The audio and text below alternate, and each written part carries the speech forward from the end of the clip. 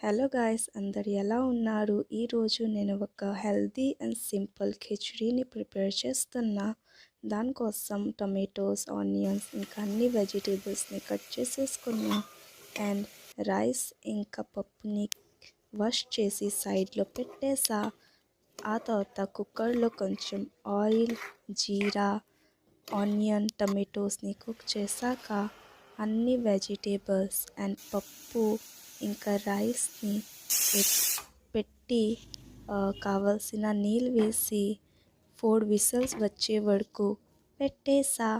ఆ తర్వాత కావలసిన నీళ్ళు వేసి కన్సిస్టెన్సీ అడ్జస్ట్ చేసేసా.